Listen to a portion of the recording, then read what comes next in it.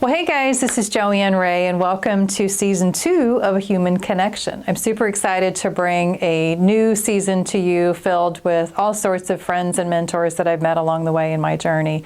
And to kick us off for season 2, we turned the tables a little bit, and my dear friend, one of our executive sales directors, Rachel Brammeier, actually interviewed me for the first edition of A Human Connection. So I hope you log on, I hope you enjoy, and follow us along the way.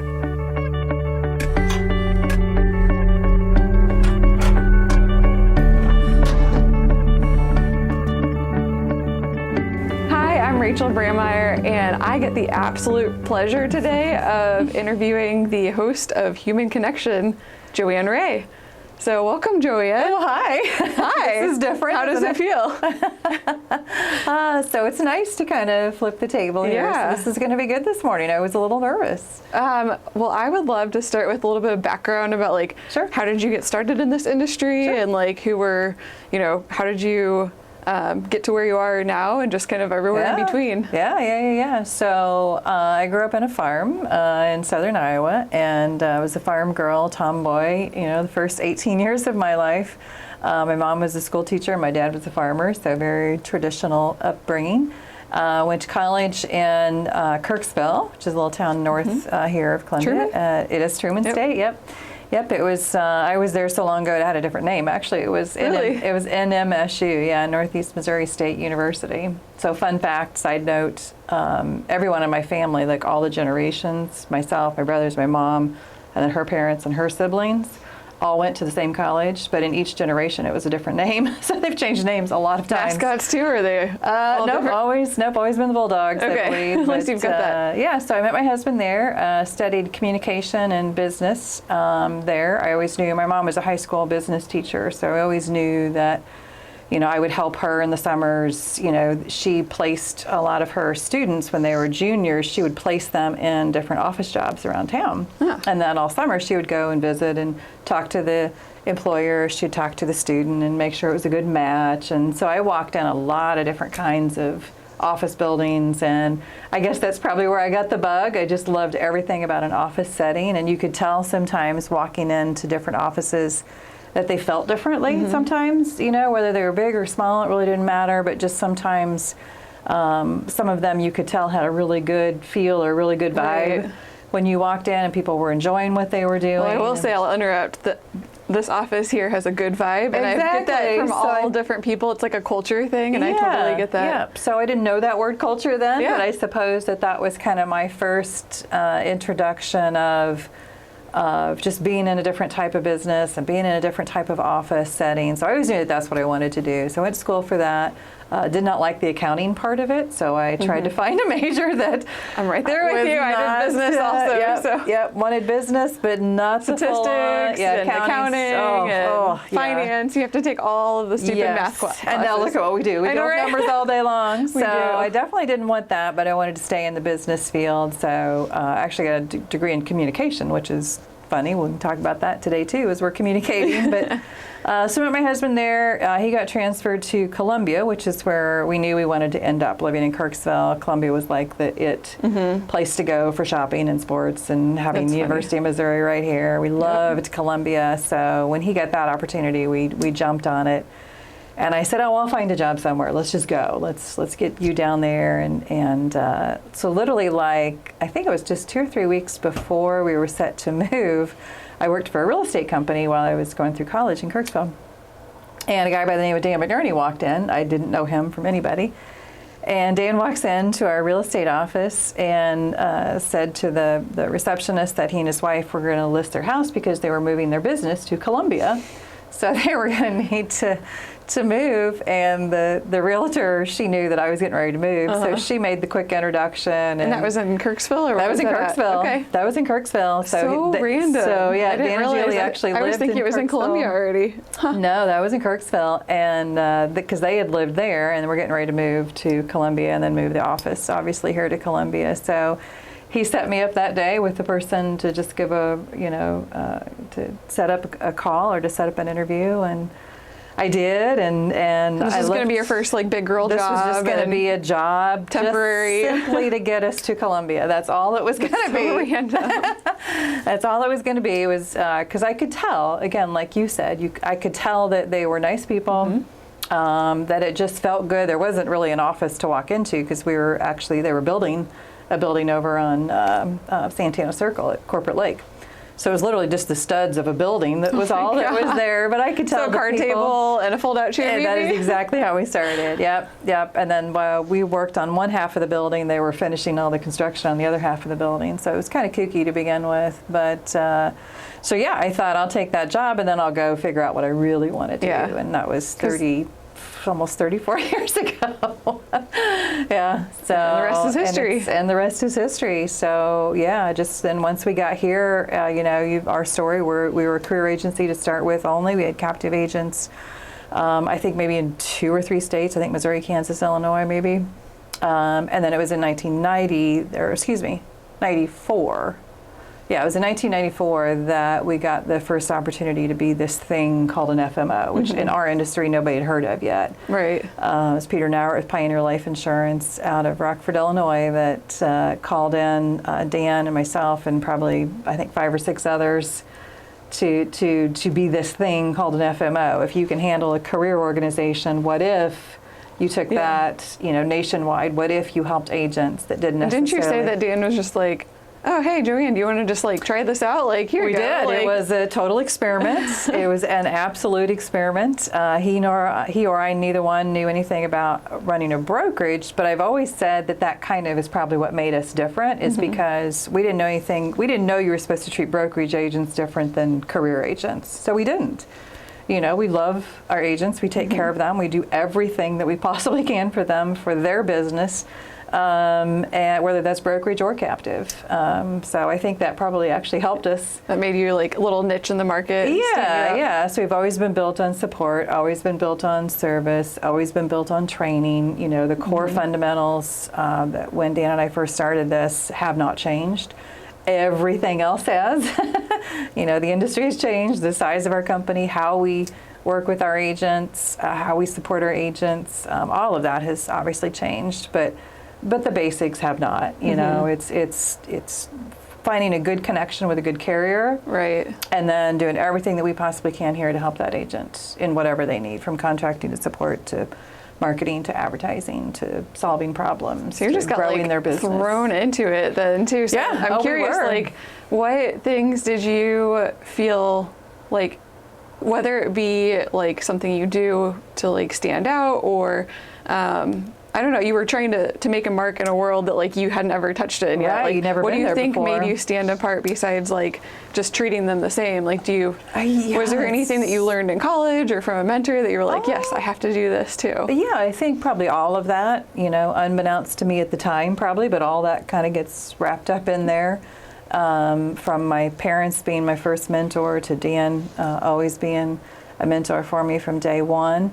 The basics again were just treating people the right way, always doing the right thing, always making sure that you see things from their perspective, not just coming into a room or coming out to a table or a meeting or anything with only your perspective, but to try to make sure that you're always looking at that person on the other side of the table, whoever that is, whether that's a potential especially agent. because you were on the phone most of the time too, so it's like it was all phone. You never know when you're walking into, like, they could be in the middle of a family emergency or in the car or like whatever. Yep, and exactly. You really have to have the empathy. Dan, the way we kind of built it in the very beginning was, and Amanda, our executive director of marketing, she laughs at me now, but we would create these beautiful flyers, and we'd have to actually fold them up and put them in the mail because there was no email.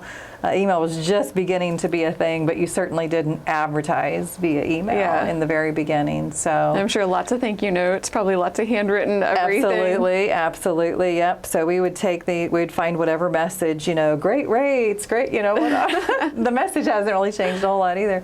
And we would put it on the canary yellow paper. I still remember the name of the paper. We put on the canary yellow paper.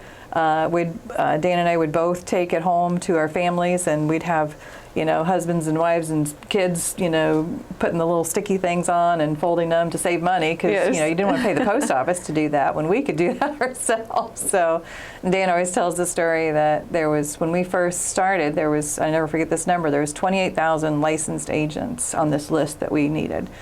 But we didn't want to buy it all at once because that would be very expensive. So we would buy 14,000 at a time. We literally split it in half and we would buy the first half. I think that was all of Missouri and maybe a couple of Kansas and Illinois or something. But so we've kind of changed things a little bit there. We can buy a whole list now all at once. That's so funny. We have hundreds and hundreds and hundreds of thousands of names on different lists from all the different sources that we use now. So again, what we do didn't really change, but just the how we do it has continued to evolve and evolve and evolve. But so something that I've loved is 100% the culture, and I feel like that's something that started from you and embodies from you and probably from Dan also, but like, family first and lead with love and treating people like you want to be treated. And I feel like that's trickled down. Like how have you maintained that culture as we've grown? Because we have about 60 people now. Yeah, that's definitely, thank you for saying that, but that definitely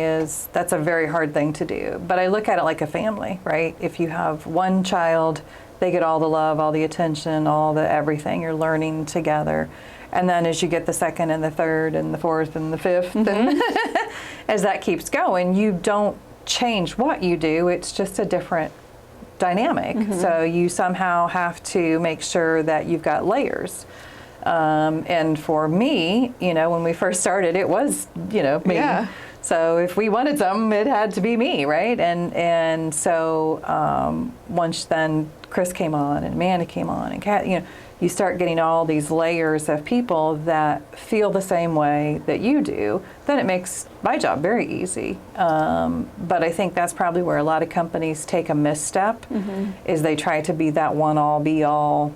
No matter how big you get, it all starts and ends with that one person. I just don't think you can do that. Right. I just don't think that's possible. I think you've got to make sure that you've got the right people in place, and that they believe the same way that you do, just like all of you guys have. You've come on and you've embraced what we do as a company. You've embraced what we do as an industry. This is a very noble profession our agents are doing. We love our agents. We love that they love their clients. We love each other. I've always thought that, you spend 8-9+ hours together every day. That's more than, I see my husband per day through the week. So it better be with people that we enjoy being around. I can't imagine, and I know thousands of people do. They get up each day and they go to a job that they either don't like or they don't like the people they work with. I can't imagine that. And I didn't want that for myself. I don't want that for my children, and I certainly don't want that for this company. So we've built a lot of things based on that I don't know that we read in a book or a guide. They're not in a guideline. It's just kind of, you get the right people on the bus, right? We've always talked about that. We've always said, go slow, like hire the right person. Can you work with them? Can you live with them for 8 hours a day? Exactly. Every day. So I mean, exactly. It's definitely been frustrating sometimes because we're like, let's grow. But I think that, instilled from you of just saying, go slow, find the right person. From day one, it's about the right person. And sometimes we'll have the right person, but maybe it wasn't the right time for them, or maybe it wasn't the right position for them. So we've spent a lot of time, and we've got a lot of very successful people here today that came on in one seat and thinking of several in my head right now too. Many of them in leadership, and what if we would have at that time just said they're not working because this job that they're doing they're not meant for, but we knew in our gut that they're meant for us, we're meant for them, so we find a spot for them, and I think that's been a huge. I think one of the reasons that we've had we've created a ton of positions that didn't exist because of the person, literally the person. You're right. Ended up having the skill set that created a whole different position. And we always talk about onboarding. It started with Olivia when she was an intern here, and she's now one of our executive leadership. It started up as a project to do while she was an intern just here. Like the FMO side of with you. Exactly. Just a project. Just a project, and it turned into now it's one one of our big success factors, and I think it's built to where we've got a team of people that now concentrate on that. That started off as I remember the big board in our office. Do you remember it was that? literally like on her wall, and now it's like an Excel spreadsheet. So it's going back to your canary yellow. Didn't even make it to Excel to begin with. Yeah, it was literally on the wall, and we got on chairs and wrote names. And it was all the different categories all the way out and all the way down, and she'd have different colors, markers. It was like a school project. It literally was a school project that's now turned into to one of the most successful things that we do. And I think one of the things that sets us apart is when we onboard somebody, whether that be an employee or an agent, we truly give them the time that they need to make sure that they're welcomed and they understand where they're at and they understand where they're going and where the resources are. We talk a lot about, it's not a lack of information that will deter you in this industry or in this company, but it's a lack of being able to where to find it. Mm-hmm. The information's everywhere. That's probably the biggest problem, is that there's too much information. Hey, that's job security too, right? Exactly. Where to go to find that information, who to go to. I think that's, again, one of those things that is just, you guys have all built that. The industry changes so fast too. It's all about who do you know and how do you find it, and connections and people. And absolutely. And I think that's why so many of our agents have just come to depend on us so much. So many people in the industry had come to depend on our team so much, because you guys are so good at finding that information and putting it out into a resource that is manageable for everybody. So I want to pivot just a little bit, because we've talked a lot about SMS and your background. I would love to pivot more to you, because it's you run a lot of, there's a lot of people that you're responsible for. Mm-hmm. There's a lot of, systems and processes. You've got a building, you've got people, you've got all of our agents that all rely on you too. So there's a lot of stress. So what do you do to calm down? What are your routines? And then I'd love for you to even go into your support team too, because that's big. That's, you can't get where you are without a good support team. It takes a village no matter what you're doing, raising a child or raising a company or anything. But first part is, what do I do to kind of maintain some sort of level of, well, one, I think the answer to probably all of those questions is time, right? There's never enough. There's never enough. Never. And I have the vantage point of where I sit right now, of a lot of that stuff is in my rearview mirror, raising little babies, getting them to where they need to be. Yeah, because I want to know all this right now, because I'm in the thick of it right now. You are in it. So when I was there, it doesn't seem like it was that long ago, but now my babies have babies. When I was in that, I would say the number one thing is your support system. Whether I have the best spouse in the world, but the two of us together wasn't enough, right? I mean, you still have to have extra hands, extra people. So having your support system, and it doesn't have to be just a spouse or just a family. We got a really good, once our kids got into school and got into sports and all the activities and things, you find your circle of other moms and dads that you can trust. And that was a lifesaver for us, because when we could, we had 2 extra kids in our car. And then when we couldn't, my kids were in their car. So that even goes back to delegating, even when you're at work. It is delegating exactly, at home. You're finding the right people. I didn't think about it that way. But it is delegating, but not in a sense of, you have to, the biggest thing that I tell young parents is you have to give yourself the grace that it's okay. It's okay. Give yourself that time to breathe. Give yourself that time to know there is no perfection in parenting. There's no right or wrong way to do anything when it comes to your child. Right. And there's not a book. It's not always mom or dad even telling you, or sister or friends here at work, because everybody's kind of on their own journey here with parenting. And to me, I think probably one of the hardest things that I didn't have to deal with that you guys as young parents now do is social media and comparing yourselves. If I were going to compare myself to another mom and what I was going through, I'd have to, leave the house to go see what they were doing, or see them at a ball game, or see their house, or see their job, or something. And today, that comparison world is, I think, where it gets people so much angst and so much anxiety and so much stress. And And you can hop on anytime you want and see absolutely that. Everything in social media is not real either. That's the absolutely. People are on vacation with their kids and they're doing all these perfect photos, and you're like, how did they get a perfect photo of their child? And they turn the camera off and everybody's screaming and the house is a mess. Yes.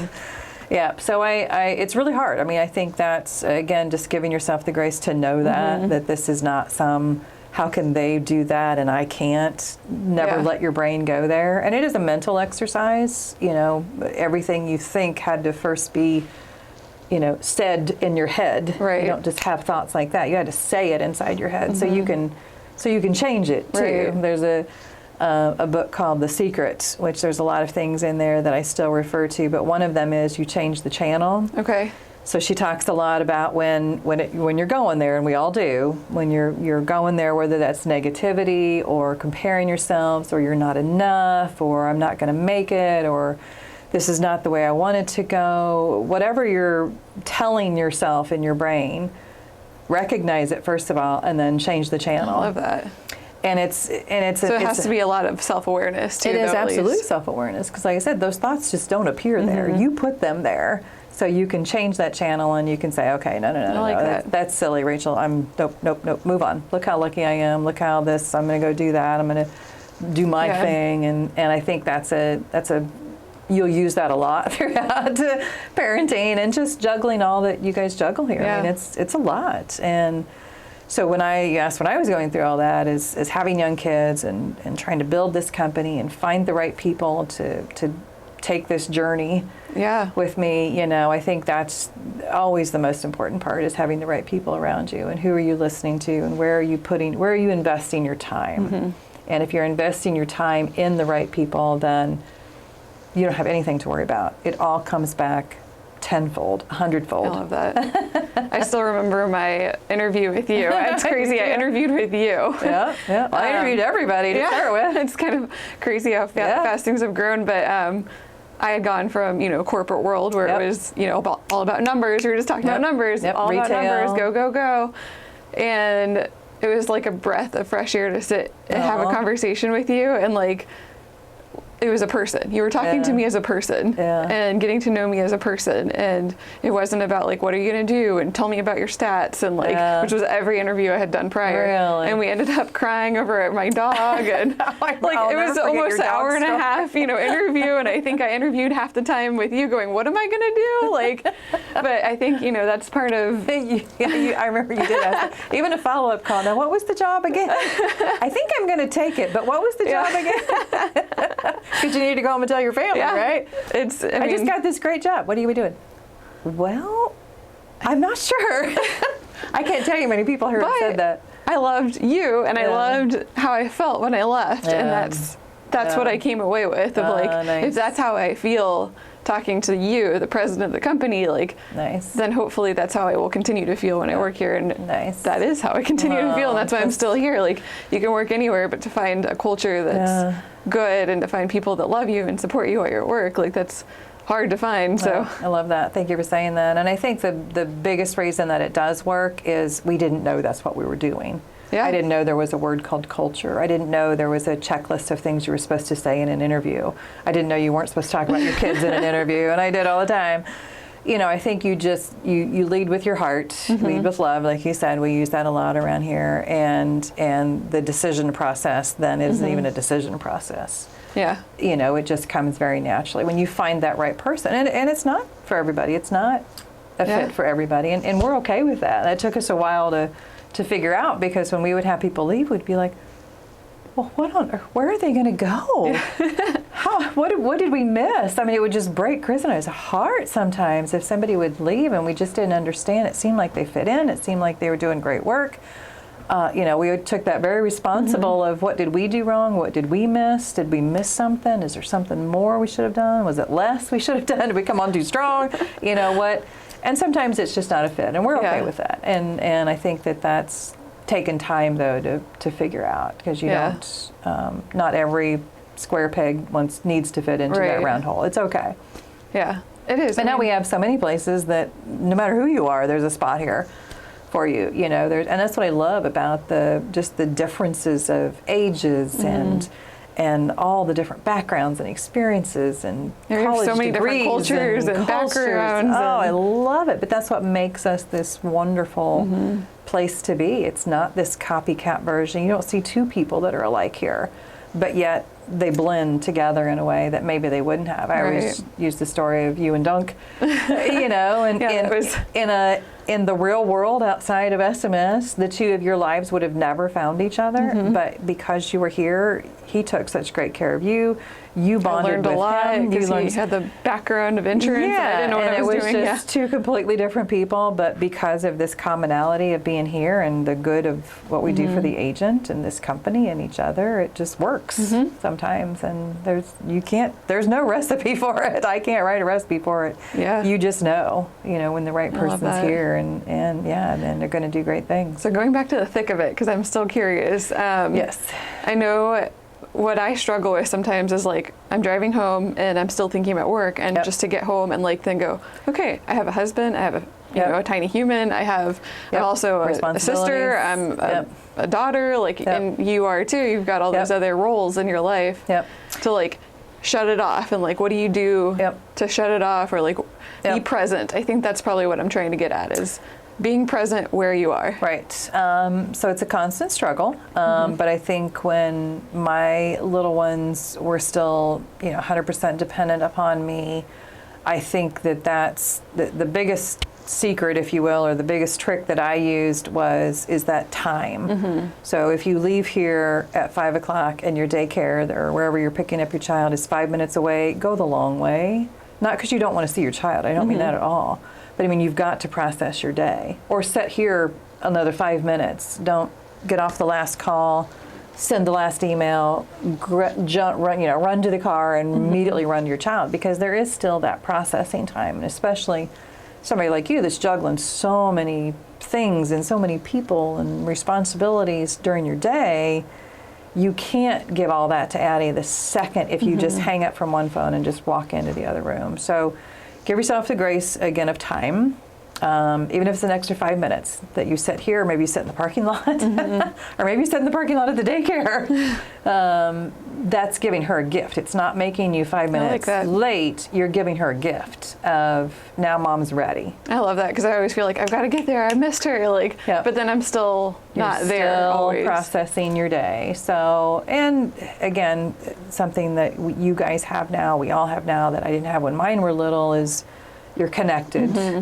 We try to tell everybody to disconnect when you go home, but it's a reality. You're connected, whether that be through email, whether that be through our, text change and clip, and I need this before morning. And there's a lot of responsibilities that you have to at least feel like maybe check one time a night, but and put the phones away, put the everything away. I read an article once, I forget who it was now, but she has 4 kids and they're all like 10 to 16 and they're all home.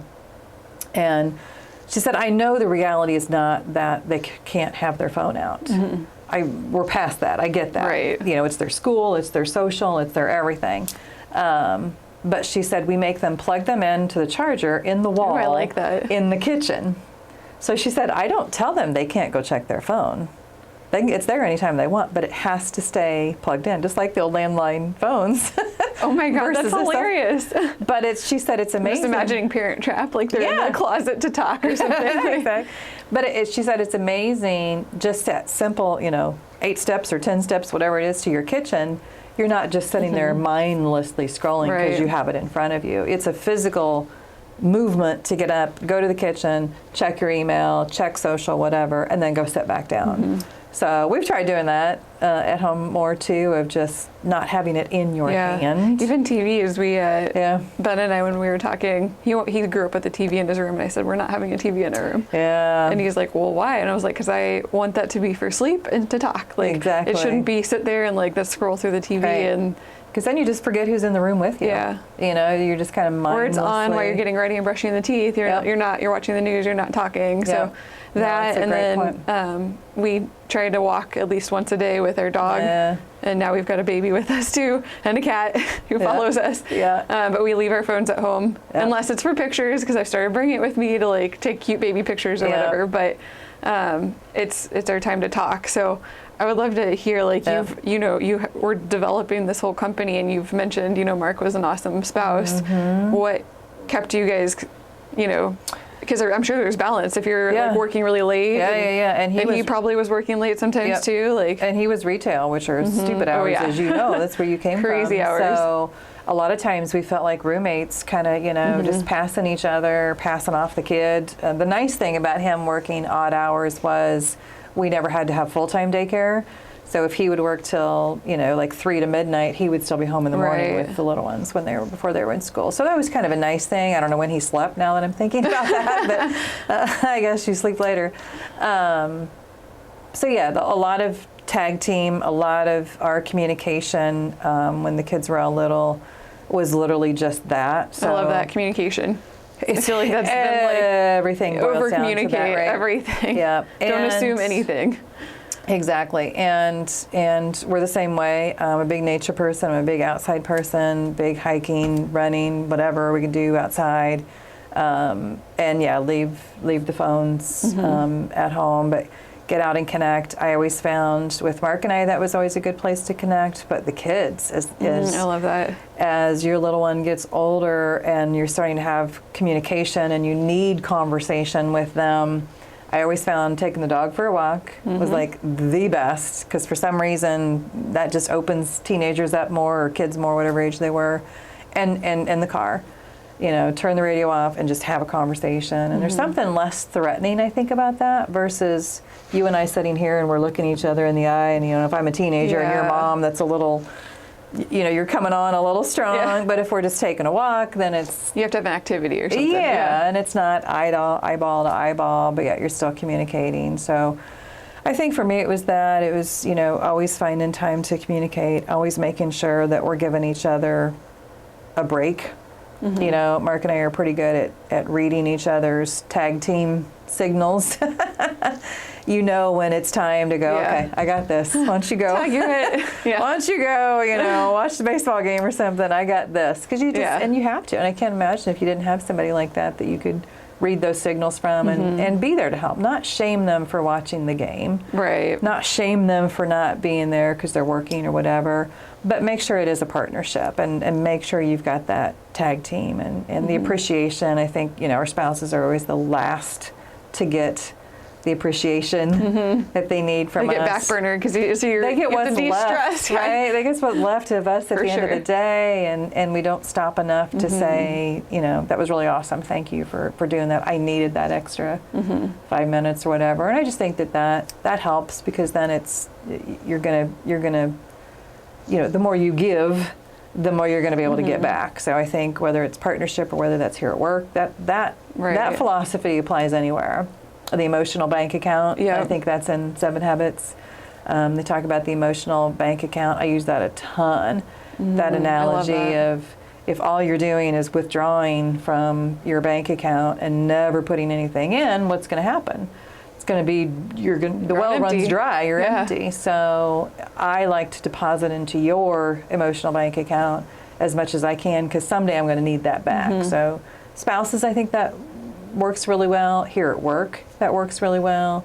That's why we developed a lot of the programs that we have today, from Motivosity to Ace, Choose You. It's all about, all those things were homegrown, long before there was a program like Motivosity. We were doing all the investing in all of our employees. I like notes and it was dropping the bucket. Physical bucket with like a thank you note that people would pop the little notes. It doesn't have to be a fancy, sophisticated system like Motivosity is now. We started that long before there was ever any kind of program out there, but that's what those are. Those are drops in your bucket, literally, of making sure that you're taking care of those people that are taking care of you.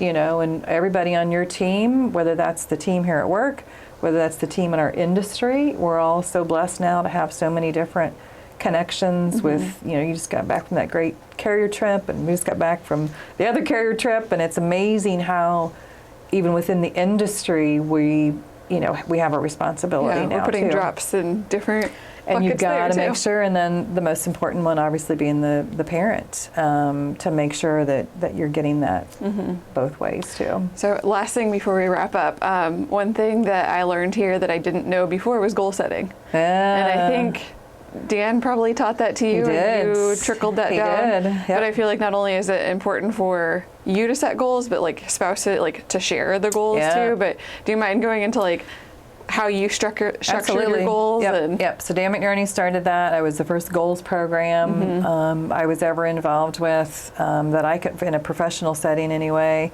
to where you write them down and then do something with them. You can't write them down and put them in a drawer and never look at it. Right. You know, the accountability part of that. But yeah, it all stemmed from Zig Ziglar. Zig to this day, and I love all the motivational speakers of today, but man, it's really hard to top some Yeah. of Zig's classics, but one of them being goal setting. And he literally wrote a book, you know, was it Goal Planner? Yeah, called The Goal Planner. It was a calendar, but yet it was so much more. And you wrote in there what Wow. your goal today, this week, this month, 30, I'll have 90. to check that out. I've only seen the wheel. Oh, it's amazing. But the wheel is the big part of that. Of if you're just setting goals in one area of your life, then everything else is kind of going to take second place and is going to suffer. Right. So Zig's wheel, there's 7 areas in your life that he felt, and you can have more or less that you want, but to make your life truly in balance. You know, if one part of the wheel is off, then it doesn't work, right? Right.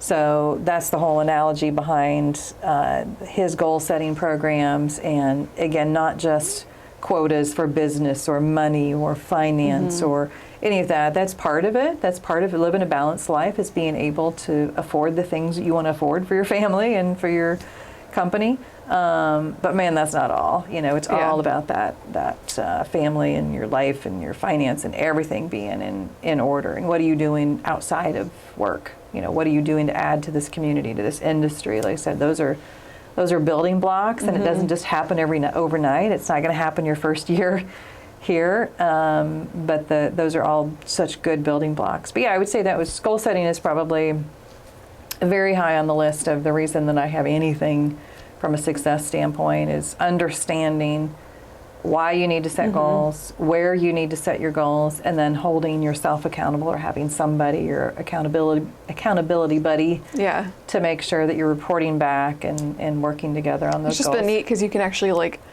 if you know where you are, you know how you're going to get to where you're going to go. Exactly. Too. And if you don't see where you are right now, and even be able to look back at like your goals in the past, it's been a game changer, at least for me, and I'm sure for you also, of being able to like look back and even celebrate when you hit them, instead of just going, oh, you know, like I got a car about a year and a half ago, and it was my dream car, and my husband got to celebrate with me, and it was, you know, that's kind of one of the things where I didn't just keep it to myself either. It was something that I was telling him, and my family knew. So, and then everybody knows how happy you are when you get there. And you get to share that. You get to share. Otherwise, it's just another day. It's another car. You got like, a car. It's not Great. Cool. It's going to take you to work. Yep. Great. Point A to point B. But I mean, the other things too are like, you know, obviously trips are big, and I know that is with you too, experiences, and being able to provide that to your family too. Absolutely. So I love that. But we will go ahead and wrap up. But thank you so much. This has been so much fun. I know. I was like, can we keep talking? This is nice. Flipping the table here. Absolutely. It's interesting being on this side. So thank you for making it. Absolutely. Well, thank you so much for having me and letting me host this episode of Human Connection. Absolutely. Thank you. Thank you.